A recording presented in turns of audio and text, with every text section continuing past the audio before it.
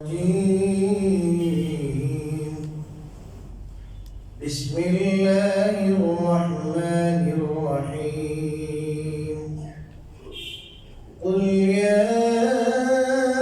أيها الكافرون لا أعبد ما تعبدون ولا أنتم عابدون ما أعبد ولا أنا عابد ما عبدتم ولا أنتم عابدون ما أعبد لكم دينكم ولي دين صدق الله العظيم মহান আল্লাহর দরবারে লাখ কোটি শুকরিয়া যে তিনি আমাদেরকে দুনিয়ার সমস্ত কাজ থেকে ব্যস্ততা থেকে ফারেক করে আমাদেরকে তার ঘরে আসার বসার বলার এবং শোনার তৌফিক দান করেছেন। আমরা সবাই অন্তরের অন্তঃস্থল থেকে কালিমাতুশ শুকর আদায় করি আলহামদুলিল্লাহ। সম্মানিত মুসল্লিয়ানে কেরাম, আমরা রাসূলুল্লাহ সাল্লাল্লাহু আলাইহি ওয়াসাল্লামের জীবন আদর্শ নিয়ে আলোচনা করে আসছি। এই আলোচনার বিষয়বস্তু অত্যন্ত গুরুত্বপূর্ণ, এটা ভেরি ইম্পর্টেন্ট টপিক। তো আমরা আমাদের জীবনের সাথে মিলাবো রাসূলুল্লাহ সাল্লাল্লাহু আলাইহি ওয়াসাল্লামের যে আদর্শটা, মিলে দেখবো যে আসলে আমরা আমাদের জীবনের অনেক ক্ষেত্রেই তার আদর্শ থেকে বিচ্যুত হয়ে গেছে। আসলে আমাদের জীবনের প্রতিটা কাজ কর্ম, আমাদের বিশ্বাস, আকীদা, আমল, আখলাক, শিষ্টাচার যা কিছু আছে সবকিছুকে রাসূলুল্লাহ সাল্লাল্লাহু আলাইহি ওয়াসাল্লামের আদর্শের সাথে মিলাইতে হবে। আজকে আমি যে বিষয়টা নিয়ে আলোচনা করব সেটা হলো ঈমান। ইসলামের মূল জিনিস, প্রথম জিনিস এবং মৌলিক জিনিস হলো ঈমান। রাসূলুল্লাহ সাল্লাল্লাহু আলাইহি ওয়াসাল্লামের ঈমান কেমন ছিল আর আমরা তার উম্মত, আমাদের ঈমান কেমন, এখানে প্রথমে আলোচনা এটাই করব। ধর্মের মূল কথাই হলো ঈমান। যে ধর্মের মূল কথা ঈমান না, এটা ধর্মই না। কারণ ধর্ম হলো যে মানুষ দুনিয়াতে কিভাবে চলবে এবং মানুষ তার সৃষ্টিকর্তাকে কিভাবে সন্তুষ্ট করবে, তার জীবনাচরণ কেমন হবে, এইসব ডিটেলস ধর্মের মাধ্যমে জানবে। অতএব এই ধর্মের যে প্রথম বিষয়টাই হবে যে সে তার সৃষ্টিকর্তার প্রতি বিশ্বাস রাখবে, শতভাগ বিশ্বাসী হবে। যদি এই জায়গায় কোনো ত্রুটি থাকে, বিশ্বাসী না করে তার বা বিশ্বাস আধা সাদা হয়, পরিপূর্ণ না হয়, তাহলে তো সে বাকি জীবনাচরণ বা বাকি জীবনের অন্যান্য অধ্যায় যেগুলো আছে ওগুলোতে সে আসলে তেমন কোনো ধর্মকর্ম পালন করতে পারবে না। কারণ এই ধর্মের মূল জিনিস যেটা, যে তার ধর্ম যিনি দাতা, ধর্ম যিনি দিয়েছেন তার সাথে সম্পর্ক, এটার ভিত্তি হলো ঈমান। এই জন্য যুগে যুগে আল্লাহ রাব্বুল আলামিন এই দ্বীন দেওয়ার, এটা আল্লাহ তাআলা নিজের দায়িত্ব নিয়েছেন। ধর্ম এটা নিজে নিজে গড়ার জিনিস না, নিজে বানানোর জিনিস না। এটা মানুষ প্ল্যান করে প্রোগ্রাম করে বা নিজের জ্ঞান আর মেধা খাটাইয়া বানানোর জিনিস নাই। ধর্ম এটা আল্লাহ প্রদত্ত জিনিস, এটা আল্লাহ নিজেই গাইড করেন। তো যদি কোনো ধর্ম এমন থাকে যে ধর্মের গুরু বা যে ধর্মের যারা চর্চা করেন তারা যদি এটা বলতে না পারেন যে এই ধর্মটা আসল কোথা থেকে, এটা কি আদৌ আল্লাহর তরফ থেকে আসছে, এই জিনিসটা যদি প্রমাণিত না হয় এটাকে ধর্ম বলা কঠিন। কারণ ধর্ম মস্তিষ্ক প্রসূত জিনিস না। ধর্মের উদ্দেশ্য স্রষ্টাকে খুশি করা, ধর্মের উদ্দেশ্য স্রষ্টা মর্জি মাফিক জীবন পরিচালনা করা, এটা ধর্মের উদ্দেশ্য। এবং স্রষ্টার সাথে যদি ওই ধর্মের কোনো সম্পর্ক নেই, উনি জানেনই না, উনি জানেন না এটা বলবো না, মানে উনি এই ধর্মটা নাজিল করেন নাই, তার সাথে কোনো রিলেশন নাই, কোনো সম্পর্ক নাই, তো এটার দ্বারা তো মানুষ খুশি করা যাবে, এটার দ্বারা হয়তো বা কোনো মানুষের মন খুশি হতে পারে, সে আত্মতৃপ্তিতে ভুগতে পারে, কিন্তু এটার মাধ্যমে আল্লাহকে খুশি করা যাবে না, স্রষ্টাকে পাওয়া যাবে না, স্রষ্টার সন্তুষ্টি অর্জন সম্ভব না। এই জন্য শারা'a লাকুম মিনাদ-দীনি মা ওয়াসা বিহি নূহ, আল্লাহ রাব্বুল আলামিন নিজেই এই ধর্মের প্রবর্তক। আল্লাহ ধর্মের প্রবর্তক আল্লাহ। তো আমাদের মুসলমান আমরা যারা আছি, আমাদের জন্য অত্যন্ত অত্যন্ত অত্যন্ত গর্বের এবং সৌভাগ্যের বিষয় যে আমরা বুকে হাত দিয়ে বলতে পারবো, 100% একই সাথে বিশ্বাসের সাথে এটা বলতে পারবো যে আমরা যে ধর্মে বিশ্বাসী এবং আমরা যে ধর্ম পালন করি, এটা কোনো মস্তিষ্ক প্রসূত ধর্ম নয়, এটা আল্লাহ প্রদত্ত, এটা আল্লাহর তরফ থেকে। এই গ্যারান্টিটা আমরা দিতে পারি, এই গ্যারান্টি আমরা দিতে পারি যে আমরা যে ধর্মকর্ম করি এটা মানব প্রচিত নয়, মস্তিষ্ক প্রসূত নয়, এই ধর্ম সরাসরি আল্লাহর তরফ থেকে আসছে, আল্লাহর তরফ থেকে আসছে। অতএব এই ধর্মটা আমরা লাভ করে, ধর্মটা আমরা হাসিল করতে পারি, আমরা আনন্দিত। কোরআনে কারীমে আল্লাহ রাব্বুল আলামিন পরিষ্কার ভাষায় বলে দিয়েছে, ইন্নাদ-দীনা ইনদাল্লাহিল ইসলাম। আল্লাহ বলেছেন যে দ্বীন, ধর্ম আল্লাহর কাছে শুধুমাত্র ইসলাম। খুব খেয়াল করে শুনবেন, আল্লাহর কাছে দ্বীন, ধর্ম শুধুমাত্র ইসলাম। মানে অন্যগুলো কি তাইলে অন্যগুলো ধর্ম হতে পারে, এটা আল্লাহর কাছে ধর্ম নয়, মনে রাখবেন। এটা বান্দার কাছে ধর্ম হতে পারে, আল্লাহর কাছে এলাও না, গ্রহণযোগ্য। বরং আল্লাহ এই কথা, আমি যেটা বললাম যে কথাটা, এটা আমার কথা, ওই আয়াতের পরে আল্লাহ বলেছেন, আল্লাহ রাব্বুল আলামিন এই কথা বলেছেন, ومن يبتغ غير الإسلام دينا فلن يقبل منه ومن يبتغ غير الإسلام دينا فلن يقبل منه। যে ব্যক্তি ইসলাম ছাড়া অন্য কিছু ভালো কোনো ধর্ম খুঁজবে, অন্য কিছুকে গায়রে ইসলামকে দিন মনে করবে, দিন তালাশ করবে ইসলাম ছাড়া, তাহলে ফালাই ইউকবাল মিন, যে অন্য দিন অন্য ধর্ম যেটা সে খুঁজবে, ওটা কখনো তার পক্ষ থেকে কবুল করা হবে না, আল্লাহ ওটা এলাও করবেন না। ওয়া হুয়া ফিল আখিরাতি লামিনাল খাসিরিন।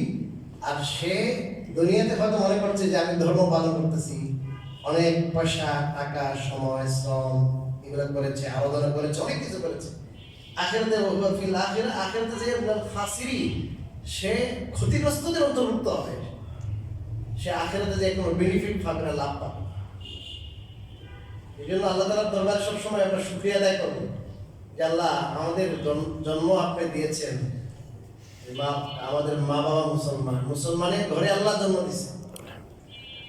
যদি আমাদের কোনো বড় ডাক্তার, বড় ইঞ্জিনিয়ার, বড় কোনো বিজ্ঞানী বানাইতেন, পয়সাওয়ালা বানাইতেন, হ্যাঁ, দুনিয়াতে অনেক নাম ধাম থাকতো, কিন্তু যদি আমি কোনো অমুসলিম হতাম, আল্লাহ মাফ করুক, কোনো কাফির করে, যদি কোনো হিন্দুর করে, কোনো বৌদ্ধ, খ্রিস্টান, চাকমার, মারমার করে যদি জন্ম হইতো, উপায় ছিল।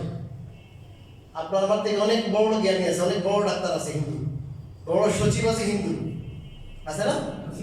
জ্ঞানী আছে না নাই? কিন্তু তার জ্ঞানে ওই জিনিসটা ধরতেছে না, অথবা সে বুঝলেও ওটা নিতে পারছে না, অ্যাকসেপ্ট করতে পারছে না।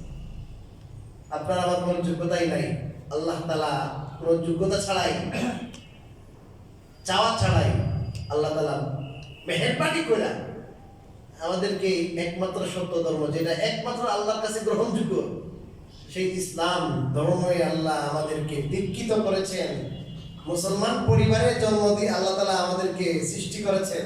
এটা অনেক বড় আল্লাহর দান, অবদান, নিয়ামত। এটাকে আমরা সবসময় অন্তরে ধারণ করব। এটা অন্তরে যদি ধারণ করি তাহলে চলাফেরায় সবসময় আমাদের এই ধর্মের কথা মনে থাকবে। আর যদি এই নিয়ামতের কথা আমাদের অনুভূতিতে না থাকে তাহলে দেখবেন চলাফেরায় কিন্তু আমরা ওদের সাথে বেশি যাবো। এই যে সামনে পূজা আসছে, কত খাতি, ওর সাথে কত সম্পর্ক রাখে, অসুবিধা নাই। ইসলামও বলে সম্পর্ক রাখতে বলে, কিন্তু সম্পর্কের জায়গায় সম্পর্ক, দিন ধর্মের জায়গায় কোনো কম্প্রোমাইজ নাই। ক্লিয়ার থাকবে। রাসূলুল্লাহ সাল্লাল্লাহু আলাইহি ওয়াসাল্লাম ইমান কেমন ছিল, রাসূলুল্লাহর দিন কেমন ছিল, যে দিনের মূল কথা হলো ইমান। আমি বলেছি এখান থেকে শুরু হয়েছি। ধর্ম আল্লাহ প্রদত্ত জিনিস, এটা কিন্তু মানুষের মস্তিষ্ক প্রসূত জিনিস নাই। এটা আল্লাহর তরফ থেকে সনদ থাকতে হবে। যেমন আমি যদি একটা হাদিস বলি, আপনারা আমাকে বলবেন হাদিস কোন কিতাবে আছে, এটা বলার অধিকার আপনার আছে।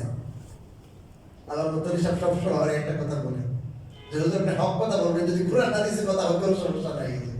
এই কথা আমার বলে প্রায় সময়। আমি ধন্যবাদ জানাই, আমি অত্যন্ত শুকরিয়া জ্ঞাপন করি, সব জায়গায় বলি কথা। এমন মানুষকে দেখা দরকার যে কোরআন হাদিসের কথা যদি হয়, কার পক্ষে হলো কার বিপক্ষে হলো এটা দেখার টাইম নেই। কথা কি কোরআন হাদিসের কিনা, আল্লাহ আল্লাহ রসুলের কিনা। আমরা তো আল্লাহর বান্দা, রসুলের উম্মত। এই গাইডলাইন তো আমাদের সামনে আসতে হবে, নাকি আসতে হবে। এটা এখন আমি যদি একটা হাদিস বানাইয়া বলে দিতে হবে না ভাই, এটা সনদ থাকতে হবে না। ঠিক তদ্রুপভাবে ধর্মের সনদ আছে, ধর্ম সনদ ছাড়া ধর্ম হতে পারে। এই খ্রিস্টানরা আছে, ইহুদিরা আছে, এদের ধর্ম কিন্তু আসমানি ধর্ম ছিল, এখন নাই। কোরআনের কথা বলেছে যে এদের ধর্ম আসমানি ছিল কিন্তু নাই, এরা বিকৃতি করে বলছে। অনেক সংশোধন এনেছে, তারা সংস্করণ করেছে। সংস্করণ মানে অনেক পরিবর্তন করেছে। এদের বাইবেলই কিন্তু দুই ধরনের আছে, নতুন নিয়ম, পুরাতন নিয়ম। বাইবেলই দুই ধরনের আছে। আমাদের কাছে আছে কিতাবুল মুকাদ্দাস। হ্যাঁ, একজন লোকের লেখা কতগুলো চিঠি। পৌল, একজনের নাম কি সেন্ট পৌল। এই সেন্ট পৌল একটা মানুষ, এই লোকের কতগুলো চিঠি, এটা চালাই দিয়েছে কিসের নামে, আল্লাহর কি কিতাব, আল্লাহর কিতাবের নামে সেন্ট পৌলেরটা পড়তেছেন। আপনি অবাক হন দেখেন, সে বিশ্বের ম্যাক্সিমাম মানুষ ধর্মের, আসলে সবচেয়ে বেশি ধর্মের অনুসারী যেটা খ্রিস্টবাদ, খ্রিস্টবাদের অনুসারী পৃথিবীতে সবচেয়ে বেশি। যদিও আমার জানা মতে এবং আমি যতটুকু আমি গবেষণা করেছি, অনুসন্ধান করেছি, যে যারা খ্রিস্টবাদের বিশ্বাসী বলে মনে করা হয় পরিসংখ্যানে, এদের মধ্যে সবাই খ্রিস্টান না। এদের পরিসংখ্যানে খ্রিস্টান, কিন্তু আসলে আদতে তারা আল্লাহতে বিশ্বাসী না। এরা অতি আধুনিক, অনেক নাস্তিক আছে, অনেক এমনি নামে আর কি খ্রিস্টান। ধর্মের সাথে ওদের কি নেই, কোনো সম্পর্ক নেই।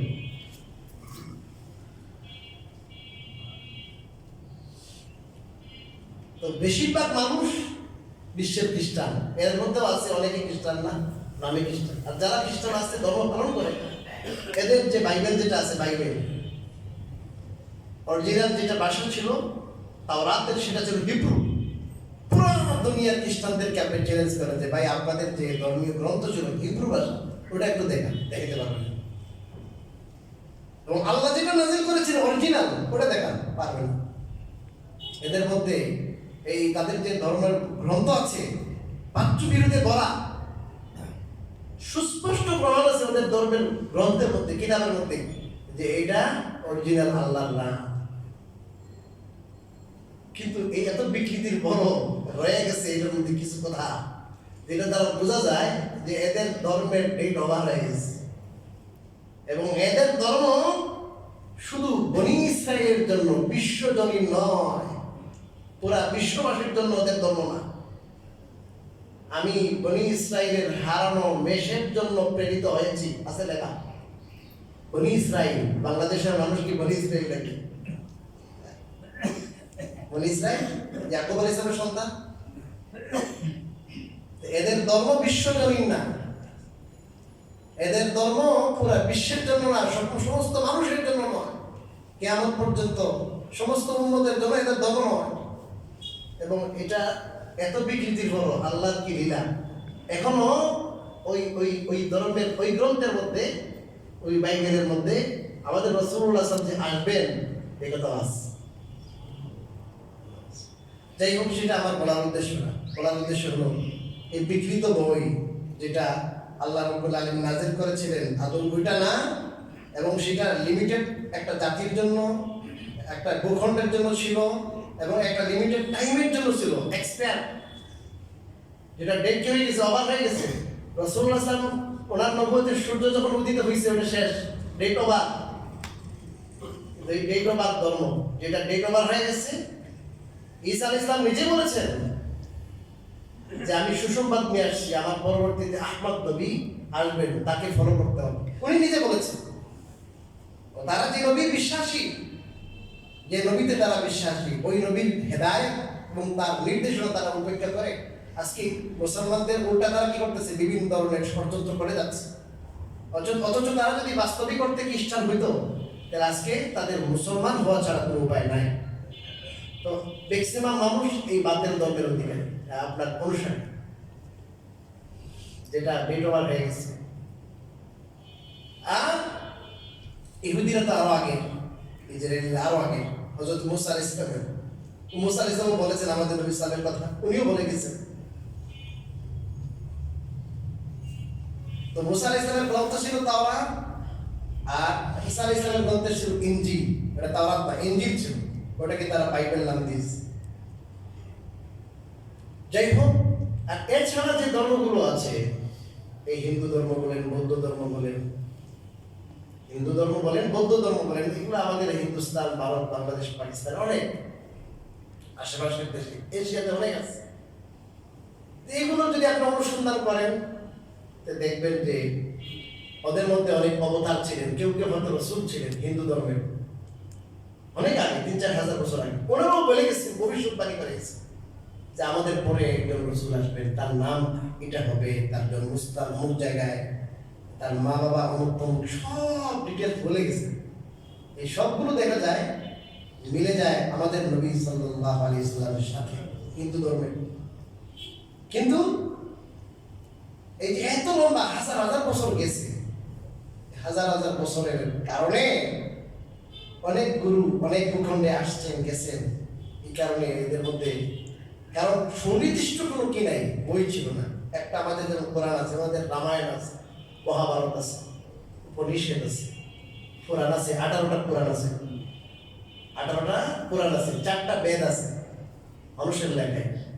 আল্লাহর লেখা বলতে পারবেন, কার লেখা? মানুষের।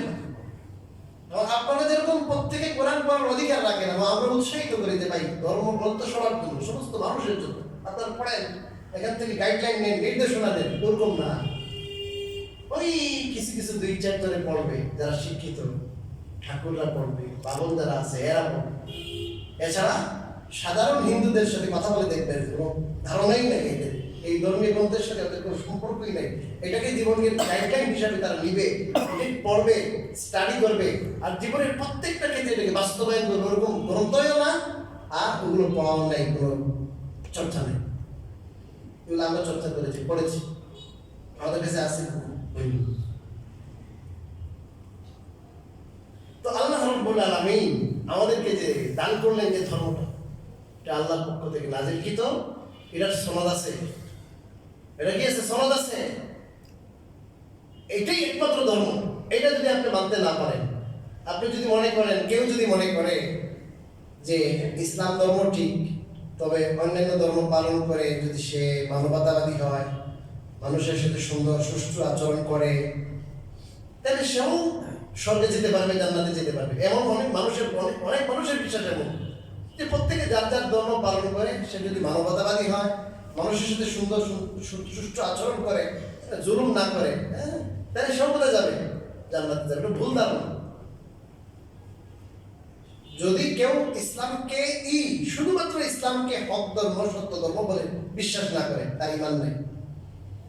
কি দেওয়ার কথা, সাফ কথা। ইসলামই একমাত্র ধর্ম, কোরআনে আল্লাহ বলেছেন একমাত্র ধর্ম ইসলাম। ইসলাম ছাড়া অন্য কোন ধর্ম যদি কেউ মানে, এটা আল্লাহর পক্ষ থেকে অ্যাকসেপ্ট না, আল্লাহ বলে দিয়েছেন এটা। এখন আপনি যতই সুন্দর সুন্দর কথা বলেন, আর যত আপনি মানবতাবাদী হন, আর যে মানুষকে হেল্প করে ফিরেন, কাজ হবে না। ইসলামের মূল কথা তাওহীদ, ইসলামের মূল কথা রিসালাত, ইসলামের মূল কথা বাস, আখিরাতে পুনরুত্থান এবং হিসাব। এই তিন কথা হলো মৌলিক কথা। যে আল্লাহতে বিশ্বাস করবেন, এক আল্লাহর ইবাদত হবে, আর কারো ইবাদত না। আর রাসূলুল্লাহ সাল্লাল্লাহু আলাইহি ওয়াসাল্লামের প্রতি বিশ্বাসের মানে তিনি আল্লাহর তরফ থেকে যে বিধান নিয়ে এসেছেন এ টু জেড, সেটা আল্লাহর তরফ থেকে নাযিলকৃত হিসেবে এটাকে মেনে নেওয়া। এবং আখিরাত, পুনরুত্থান, বাস, আখিরাত আছে, সেখানে জীবনের সব কর্মের হিসাব হবে, জান্নাত আছে, জাহান্নাম আছে। এটা মৌলিক তিনটা কথা। সমস্ত আম্বিয়া তিন কথা দাওয়াত দিয়ে আসছে। তাওহীদের দাওয়াত, রিসালাতের দাওয়াত, আর আখিরাতের দাওয়াত। তবলিগের মধ্যে বলে না ভাই, তিন কথার সামনে নিয়ে দাওয়াত হবে, তাওহীদ, রিসালাত, আখিরাত। এই এবার আসি রাসূলুল্লাহ সাল্লাল্লাহু আলাইহি ওয়াসাল্লামের ঈমান কেমন ছিল। আজকে আমরা সবাই ভ্রাতৃত্বের দাওয়াত দিচ্ছি। হ্যাঁ ভাই, আমরা সবাই ভাই ভাই, ভ্রাতৃত্বের দাওয়াত ভালো কথা, ভ্রাতৃত্বের দাওয়াত ভালো জিনিস, আমরাও চাই। আবহমান কাল থেকে আমরা সবাই এই দেশে মিলেমিশে থেকে আসছি, আলহামদুলিল্লাহ। আমি তো ভারতে ছিলাম, ওখানে যে ধরনের হিন্দু মুসলিম দাঙ্গা, আল্লাহ রে, একটু দুষ্ট খাওয়ার কারণে একটা গরু জবাই করার অপরাধে, এটাকে অপরাধ, এইভাবে মানুষকে পিটিয়ে, জ্যান্ত পিটিয়ে মানুষকে মারা হচ্ছে। মসজিদ পড়াই নিতে হত্যা হইতেছে, দিন দুপুরে মসজিদে আগুন লাগা হইতেছে, মসজিদ বুলডোজার দিয়ে মানুষের সামনে মসজিদ মাদ্রাসা মাটির সাথে মিশিয়ে দেওয়া হচ্ছে। এটা হলো ধর্মীয় সম্প্রীতি ভারতে। আমাদের দেশে হাটহাজারী মাদ্রাসায় আমি পড়েছি 6 বছর, উপমহাদেশের প্রাচীনতম মাদ্রাসা, বাংলাদেশের সর্বপ্রথম দাওরায়ে হাদিস মাদ্রাসার সর্বপ্রথম এবং সর্ববৃহৎ মাদ্রাসা ওটা হাটহাজারী মাদ্রাসা। ওই মাদ্রাসায় আমি পড়েছি 6 বছর।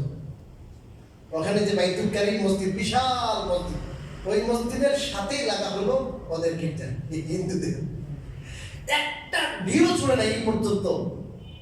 ওই মাদ্রাসার ইতিহাস 120 বছর, 1901-এ ওই মাদ্রাসা হয়েছে, 1901-এ। এখন পর্যন্ত একটা ঢিলও ছড়া হয় নাই। এত বড় মসজিদ, 8 থেকে 10,000 ছাত্র লেখাপড়া করে। হিন্দুরা অনেক উগ্রবাদী আচরণ করেছে, কিন্তু আমাদের ওলামায়ে কেরাম, আমাদের মুসলমানরা, আমাদের ছাত্ররা মনে করেছে এক জায়গায় দুষ করেছে, এখানে তো এরা দুষ করে নেই, আমি কেন আক্রমণ করবো? অন্য জায়গায় হিন্দুরা আক্রমণ করেছে, এটা তো মাটির সাথে মিশে দিতে পারতো না, কিছু করে না। ওদের দোকানপাটও আছে ওখানে, ওই ছাত্ররা ওখান থেকে কেনাকাটাও করে। সমৃদ্ধি তো আছে আমাদের, আমাদেরকে সমৃদ্ধি শিখাই দিয়ে শিখেন না। সমৃদ্ধি আছে আমাদের, আগের থেকে আছে। সম্প্রীতি স্থাপন করেন ভারতে, ওখানে স্থাপন করেন, ওয়াজ করিয়ে না আমাদের। বাংলাদেশে আমাদের কিছু দালাল আছে, এই দালালরা মন্দিরে আক্রমণ করে পরিকল্পিতভাবে, মুসলমানদেরকে বদনাম করার জন্য, ইসলামকে বদনাম করার জন্য। ইসলামের যারা ঝান্ডাবাহী ওলামায়ে কেরাম, তাওহীদবাদী জনতা, এদেরকে বদনাম করার জন্য পরিকল্পিত হামলা হয়। আর অনেক সময় রাজনৈতিক স্বার্থসিদ্ধির জন্য হামলা হয়। এই জন্য রাজনৈতিক বুট হলে দেখবে, ইলেকশন যখন হয়, ইলেকশনের আগে পরে কি হয়, ওদের সংখ্যালঘুদের বাড়ি ঘরে মন্দিরে আক্রমণ হয়। এগুলোর সাথে কোন ধর্মীয় নেতা যারা ধর্ম চর্চা করে, খালেস তাওহীদবাদী নিঃস্বার্থ জনগণ, এদের কোনো সম্পর্ক নেই। আমরা ক্লিয়ার কাট কথা বলতেছি। ইসলামের শিক্ষা মাত্র এটা, ইসলামের শিক্ষা দাওয়াত দেন দেয়াদেরকে, কিন্তু গোপনে চলে দেয়া ওদের মন্দিরে যে হামলা করা, ভাঙচুর করা, এটা ইসলামের শিক্ষা না। ইসলামের শিক্ষা ওদেরকে দাওয়াত দেন, তাওহীদের দাওয়াত দেন। মুসলমান হওয়ার আমরা ওপেন দাওয়াত দিই, সব গির্জাতে যায় দাওয়াত দিই। বাংলাদেশে এমন কোনো গির্জা নেই যেখানে আমরা আমাদের দাওয়াত দিই। আলহামদুলিল্লাহ আমাদের দাওয়াতি কার্যক্রম চলছে। বড় বড় চার্চগুলোতে, বড় আপনার খ্রিস্টানদের গির্জা আছে, যেখানে যেতে সাহস হয় না, আমরা যাচ্ছি। মিরপুর 10-এ আছে আমাদের সেন্টার আছে, দাওয়া সেন্টার আছে মিরপুর 10-এ। আমাদের মুতালি সাহেব গেছে, জামাত পাঠানো হয়, এরকম কয়েকটা সেন্টার আছে আমাদের দেশে। আমি হাটাদারি যখন ছাত্র তখন আলু ডিলারের দিকে, খাগড়াছড়ির দিকে জামাত নিয়ে গেছি। এদেরকে ওই যে আলু ডিলারের সবচেয়ে বড় গির্জা যেটা বৌদ্ধদের, ওখানে গিয়েছি, আমরা দাওয়াত দিয়েছি। মানুষ তো যায় এখানে বনভোজনের জন্য, দেখার জন্য, আলু ডিলার ভিতরে ঢুকে যায়, বন্দা নিয়ে ঢুকে। আমরা তো ওখানে যেয়ে দাওয়াত দিয়েছি, আমরা দাওয়াত দিই, কিন্তু তাদের ধর্মীয় অনুভূতিতে আমরা আঘাত দিতে পারি না, এবং তাদের গির্জা আমরা আক্রমণ করতে পারি না, তাদের গায়ে আক্রমণ করতে পারি না, তাদের গৃহে, তাদের দোকান পাটে, তাদের সম্পত্তিতে আমরা আক্রমণ করতে পারি না। এই অনুমতি আমাদেরকে শরীয়তে দেয় নাই। আমরা তো ধর্মের নামে এটা করবো, তো ধর্ম যদি দেয় না তাহলে কেন করবো না? এই উগ্রবাদী আচরণ তো ধর্ম শিখায় না। তোমাদের ধর্ম শিখায় কিনা জানি না, ওটা তো ধর্ম না। তবে কিছু মানুষ সম্প্রীতির অজুহাতে, সম্প্রীতির নামে একবারে গোলাই গোলাই যায়, ওদের সাথে মিশে ওদের মন্দিরে যাবে, গির্জায় যাবে, বিশেষ করে যখন পূজার সময় ওই অনুষ্ঠানে যাবে, যাই সাধুবাদ জানায়, যাই বলে আপনাদেরকে বিশেষ বিশেষ ধন্যবাদ জানাচ্ছি, শুকরিয়া জানায়। যে বড় অপরাধ হলো গায়রুল্লাহ কি করা, পূজা করা। আল্লাহ তাআলা সব অপরাধ মাফ করবেন। আল্লাহ বলছেন ইন্নাল্লাহা ইয়াগফিরুয যুনুবা জামিআ, আল্লাহ সব গুনাহ কি করবেন, আল্লাহ মাফ করবেন, আল্লাহ চাইলে মাফ করবেন। ইন্নাল্লাহা লা ইয়াগফিরু আন ইউশরাকা বিহি ওয়া ইয়াগফিরু মা দুনা যালিকা লিমান ইয়াশা। আল্লাহ রাব্বুল আলামিন বলেন, আল্লাহ রাব্বুল আলামিন তার সাথে শিরিক করা হবে এই কথা আল্লাহ মাফ করবেন না। ক্লিয়ার? এমনকি তিনি যদি রাসূলুল্লাহ সাল্লাল্লাহু আলাইহি ওয়াসাল্লামের আপনকিও হন, চাচাও হন, যিনি ইসলামের খেদমত করছেন কিনা বলেন? ইসলামের খেদমত করেছে 2.5 বছর প্লাস। উনি একটা শিহাবের মধ্যে আপনার বন্দী ছিল, ঘাটির মধ্যে, এমনকি পাতা পর্যন্ত খাওয়া লাগছে। রাসূলুল্লাহ সাল্লাল্লাহু সাপোর্ট দিতে যে অনেক কষ্ট করেছে আবু তালেব। তো আবু তালেব শিরিক করেছেন, শিরিকের উপরে মওত হয়েছে, এই জন্য আবু তালেবকে আল্লাহ মাফ করবেন না। হযরত ইব্রাহিম আলাইহিস সালাম আল্লাহ কি ছিলেন বলেন? বন্ধু না, আল্লাহর খলিল না? তার পিতা আজর ইব্রাহিম আলাইহিস সালাম আল্লাহর কাছে বলেছিলেন, আল্লাহ বলেছেন হবে না, মুশরিককে আমি মাফ করব। হযরত নূহ আলাইহিস সালামের ছেলে কেনান বলছিলেন যে আল্লাহ কেনানকে একটু বাঁচান, আমার পরিবার, তাই তোমার পরিবারের লোক না, এটা ইন্নাহু লাইসা মিন আহলিক ইন্নাহু আমালুন গায়রু সালেহ। আল্লাহ ক্লিয়ার কাট করে বলছেন তোমার ছেলের কথা বলবো না আমার কাছে। চিন্তা করছেন? প্রত্যেকটা একটু চিন্তা করেন, নিজের ছেলের কথা, বাবার কথা, বাবার কথা, ছেলের কথা, আর কার কথা, চাচার কথা, কোনোটা আল্লাহ এলাউ করেনি। না, এখানে কোনো কম্প্রোমাইজ নাই। কারণ কি? এরা কি করেছে, কি অপরাধ করেছে? শিরিক মাফ নাই, যেটি করুক না, বিন্দু পরিমাণ ছাড় হবে না যে শিরিক মাফ হবে না। ويغفر ما دون ذلك لمن يشاء। শিরক ছাড়া অন্য যত অপরাধ আছে, গুনাহ আছে, আল্লাহ বলেন যাকে চান আল্লাহ তাকে ক্ষমা করতে পারেন, এটা আল্লাহর ইচ্ছা। কিন্তু মুশরিকদেরকে আল্লাহ চাইলে মাফ করতে পারেন, কিন্তু আল্লাহ করবেন না, এটা ঘোষণা দিয়ে দিয়েছেন আগে ভাগে, এটা ক্লিয়ার কাট কথা। এই জন্য আপনারা যে যে দল করেন, আপনারা আপনাদের বুঝাবুঝি করেন, সমস্যা নাই। কিন্তু সবচেয়ে বড় জিনিস, সবচেয়ে বড় পরিচয় আমাদের, আমরা মুসলমান, এটা আমাদের সবচেয়ে বড় সম্পদ। কিন্তু আপনি সাময়িক কোনো সুবিধা নেওয়ার জন্য, খেয়াল করে শুনেন, সাময়িক কোনো সুবিধা নেওয়ার জন্য, দুনিয়াবি কোনো সুবিধা নেওয়ার জন্য তাদের সাথে আপনি সম্পর্ক, সুসম্পর্ক স্থাপনের জন্য, তাদের ভোট কালেকশনের জন্য, তাদেরকে আপনার দিকে ধাবিত করার জন্য যদি এমন কথা এবং কাজ করেন যেটার দ্বারা আপনার শিরিক হয়ে যায়, তাহলে এটা খুবই আপনার নির্বুদ্ধিত হবে।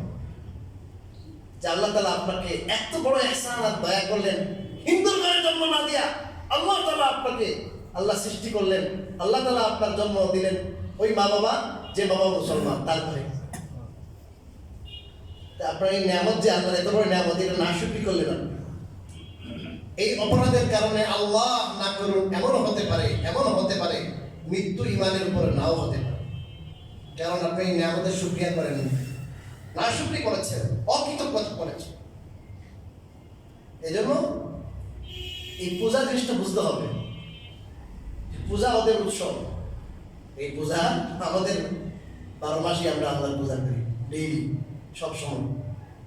আল্লাহ বলেছেন, এই জমার কথাই বলেছেন আল্লাহ, যে যখন আজান হয় তখন সব ব্যবসা বিজনেস বাদ দিয়ে আসো, নামাজে আসো। আর নামাজ থেকে ফারাক হয়ে যখন দেখবা আল্লাহর রিজিক খুঁজো, অনুসন্ধান করো, ওয়াজকুরুল্লাহ কাসীরা, কিন্তু ওখানে যেও আল্লাহর কথা বেশি বেশি স্মরণ করো। সবসময় আল্লাহর কথা কি করতে হবে? স্মরণ করতে হবে।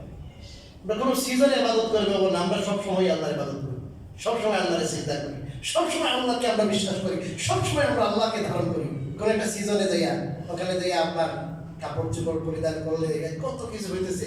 ইবাদত যেটা আছে, আল্লাহর কি গোলামি, আল্লাহর দাসত্বের অনুভূতি, ফিলিংস আছে কি? খাওয়া দাওয়া, আর এর ভিতরে কত কিছু হয়, এর ভিতরে কত কিছু হইতেছে, নাম নাই দিলাম, আপনারা বুঝেন, জানেন, দেখতেছে। ইবাদতের যে ফিলিংসটা, সেই জিনিসটা আছে। ওখানে যদি আপনি যান আর জায়গায় যদি আপনি এমন কথা বলেন, এখানে তো যাওয়াই জায়েজ নাই। কারণ যাওয়া মানে এই গায়রুল্লাহর ইবাদতের উৎসবে গিয়ে আপনি তাদের সাথে শরীক হইলেন, সহায়ক হইলেন। হাদিসে পরিষ্কার আছে, রাসূলুল্লাহ সাল্লাল্লাহু আলাইহি ওয়াসাল্লাম বলেছেন, মান কাসসারা সাওয়াদা কওমিন ফাহুয়া মিনহুম, যে কোনো জাতির সংখ্যা বাড়াইলো সে তাদের অন্তর্ভুক্ত। অনেক সময় অনেক বেদাতীদের মাহফিলে, বন্ডদের মাহফিলে যায়, রং দেখার জন্য যায় কিনা, একটু দেখি যে কেমন লাগে। রাসূলুল্লাহ বলেন, না রে, আপনি তো ওখানে গেলেন, জায়গা তো এদের সংখ্যা বাড়াইছেন না? আরে এত মানুষ কিন্তু সব মিলে তো এর মধ্যে তো আপনি একজন আছেন না? এত মানুষ, তা আপনি একজন আছেন। এই জন্য ওনাদের অনুষ্ঠান ওনারা করুক, এবং সরকার যেহেতু সবার সরকার, এরা দেশের 7% বলেন, 6% বলেন, 8% বলেন, এরা দেশের জনগণ, এরা তাদের ধর্মীয় কি পায়, স্বাধীনতা পায়। এইসবে সরকার নিরাপত্তা দিবে, ওখানে পুলিশ সদস্য যারা আছে, সেনাবাহিনী, এরা তো বাধ্য থাকতে হবে। কিন্তু এছাড়া আমরা যারা সাধারণ জনগণ আছি, খেয়াল করেন, আমি কিন্তু এটাও বলতেছি, পুলিশ আর সেনাবাহিনী আপনাদের কথা বলেছি, কিন্তু আপনারা তো সরকারি কর্মকর্তা, এবং তারা এই দেশের কি বলেন, জনগণ। এই হিসাবে তারা তাদের ধর্মীয় অধিকার তারা পায়। সেই হিসাবে আপনারা তাদের ধর্মীয় কাজে সাপোর্ট দেওয়া হয় না। তারা এক জায়গায় এখানে কি হয়েছে, একতাবদ্ধ হয়েছে, তাদের নিরাপত্তা বিধানের জন্য আমাদের পুলিশ সদস্যরা থাকবে, আমাদের সেনাবাহিনীরা থাকবে। তাদের মনের মধ্যে ইয়ে থাকবে যে আল্লাহ একটা শিরিক হইতেছে, মনের মধ্যে ভয়টা থাকবে, আল্লাহ শিরিক হইতেছে, মনের মধ্যে কষ্টটা থাকবে, ফিল থাকবে ওরকম। ওখানে কিনা উৎসবের কোনো আনন্দের আমেজ যেন তার অন্তরে না থাকে। তাহলে আপনার পুলিশ সদস্য আপনি কাজ করতে পারেন, র্যাবের সদস্য আপনি কাজ করতে পারেন, সেনাবাহিনীর সদস্য আপনি কাজ করতে পারেন। আমি যেভাবে বলছি ওইভাবে, ওই চিন্তা করেন। কিন্তু ওদের অনুষ্ঠানে শরীক হওয়ার নিয়তে, রং তামাশা দেখার নিয়তে, রাজনৈতিক বক্তব্য দিয়া ওখান থেকে ফায়দা নেওয়ার নিয়তে ওখানে যাওয়া, অথবা ধন্যবাদ জ্ঞাপন করা, মানে হলো শিরকে আপনি সরাসরি সাপোর্ট করা। সরাসরি কি করে বলেন, সাপোর্ট করা। আর কতগুলো আছে, কি বলবো আর কি, জ্ঞান পাপি বলতে হবে। এর তো আসলে লেখাপড়া অনেক আছে, ওদের অজ্ঞ তো বলতে পারে না, মূর্খ বলতে পারে না, জ্ঞান পাপি বলতে হবে। ধর্ম সভা, হ্যাঁ, ধর্ম যার উৎসব করা, কোনো কথাই না। উৎসব সবাই করতে হবে। তাহলে আমাদের ঈদে আর আসে না কেন, গরু খায় না কেন, আসে এক হাতে তালি বাজান কেন? হ্যাঁ, আমাদের ঈদের উৎসবে আসে না, গরু খায়, কুরবানির ঈদে যায়, ঈদুল ফিতরে যায়। আপনি কেন গেছেন? ওদের সন্দেশ খাবেন না, ওদের মিষ্টি খাবেন না, কারণ এই সবগুলো হলো তাদের এই শিরকের যে উৎসব হচ্ছে, এটার খুশি হিসাবে আপনি যাদের খুশিতে শরীক হলেন, এগুলো খাবেন না। চলো বন্ধু কর ভাই, আর এটা আমার ধর্ম, এটা অনুমতি দেওয়া হবে, ক্লিয়ার কাট কথা। অনেকে আমাকে জিজ্ঞেস করে যে হুজুর মিষ্টি দিচ্ছে, হুজুর খাও কি না, আর ওদের কি কি বানায় নাকি কি সন্দেশ বন্ধুর অনেক মজা লাগে। এই মজা খাইয়েন না, এগুলো কি খাবেন না, এগুলো সর্বশেষ কথা, রাসূলুল্লাহ সাল্লাল্লাহু আলাইহি ওয়াসাল্লাম তার ঈমান কেমন ছিল? কথা শুরু করছিলেন এখান থেকে না? তার ঈমান কেমন ছিল একটা উদাহরণ দিই আপনাদের। রাসূলুল্লাহ সাল্লাল্লাহু আলাইহি ওয়াসাল্লামের কাছে মক্কার কাফেরদের লিডার কতগুলো আসছে। এখানে উমাইয়া ইবনে খালাফ ছিল, ওয়ালিদ বিন মুগীরা, এর বিশাল বিশাল লিডার এরা আসছে। আসলে আপনি তো আমাদেরকে এত বেশি হেদায়েত করার চেষ্টা করতেছেন, ইমানদার বানাইবার চেষ্টা করতেছেন, আপনার ধর্মের দীক্ষিত করার চেষ্টা করছেন। আমরা একটা শান্তি চুক্তি করি, কি চুক্তি? শান্তি চুক্তি। 1 বছর আপনি আমাদের এগুলোর ইবাদত করবেন, 1 বছর কি আমরা আপনার আল্লাহর ইবাদত করব। বুঝেন না? হ্যাঁ, আর কোন বর্ণনায় আছে আপনি আর কিছু যদি করতে না পারেন, কমপক্ষে আমাদের যে মূর্তি আছে এবারে একটু রেসপেক্ট করিয়ে আর কি, অন্তত এদের খান বন্ধ করবেন না। যে আল্লাহ রাসূল বলেন না এগুলো তোমরা হাত দিয়ে বাড়াইছো, এগুলো কিছু পারে না, আর কি করতে পারে, এগুলো করেন না। এগুলোর যে অক্ষমতা, অসামতা, এগুলো আপনি বর্ণনা করিয়েন না, নিন্দা করিয়েন না, চুপ থাকিয়ে না, অন্তত কি তাকিয়ে চুপ থাকি। তাইলে আমরা আপনার আল্লাহর ইবাদত করব, আপনার ধর্মের কিছুদিন ইবাদত করব। রাসূলুল্লাহ সাল্লাল্লাহু আলাইহি ওয়াসাল্লামকে আল্লাহ তাআলা জানাই দিলেন, কুল ইয়া আইয়ুহাল কাফিরুন, হে নবীজি আপনি বলে দিন, ইয়া আইয়ুহাল কাফিরুন, হে কাফেররা, লা আ'বুদু মা তা'বুদুন, লা আ'বুদু, আমি ইবাদত করব না তোমরা যাদের ইবাদত করো, তোমরা যে সমস্ত মূর্তির আরাধনা করো, উপাসনা করো, আমি করব না। ওয়ালা আনতুম আবিদুনা মা আ'বুদ, আমি যে আল্লাহর ইবাদত করি তোমরাও তার ইবাদত করো না। ওয়ালা আনা আবিদুম মা আ'বাদতুম, আমিও তোমাদের মূর্তিদের ইবাদত করি না। ওয়ালা আনতুম আবিদুনা মা আ'বুদ, আর তোমরাও আমি যে আল্লাহর ইবাদত করি সেই এক আল্লাহর ইবাদত করো না। লাকুম দীনুকুম, তোমাদের জন্য তোমাদের দিন, ওয়ালিয়া দিন, আমার দিন আমার জন্য। তোমাদের জন্য তোমাদের দিন, আমার জন্য কি দিন? আমার দিন। তাহলে দিনের ক্ষেত্রে কোনো কম্প্রোমাইজ নাই। এই জায়গায় রাসূলের আদর্শ, এই দিন ধর্মের ক্ষেত্রে কোনো ছাড় নাই। আমার আকীদা, আমার বিশ্বাস, এটা আমার স্বতন্ত্র বিশ্বাস, এই জায়গায় কোনো ছাড় হবে না। এই জন্য আপনারা আসলে যদি কোনো মাইন্ড করিয়েন তাহলে তো মাইন্ড করবেন না, যেহেতু ধর্মের জায়গা থেকে এই কথাগুলো বললাম, অনেকে আবাসায় দেয় কিন্তু বুঝে না বোঝার কারণে, বাইরে মুসলমান আছে ঠিক আছে, একটু ওদের সাথে একটু তাল মিলিলাম আর কি, এরা খুশি হবে, আপনার কোনো ব্যবসায়িক পার্টনার অনেক হইতে পারে, ঠিক আছে, সব ঠিক আছে, কিন্তু মেহরবানি করে দিন ধর্মের জায়গায় শব্দ থাকবে। এক জায়গায় দেখলাম আগেতেই চলে আসতেছে মাদ্রাসাগুলো ছুটি। মাদ্রাসাগুলো কিসের ছুটি ভাই? মাদ্রাসাগুলো পূজার কিসের ছুটি? মাদ্রাসায় কি হিন্দুরা পড়ে নাকি? কথা বলে না কেন? সরকারি মাদ্রাসা কি হিন্দুরা পড়ে?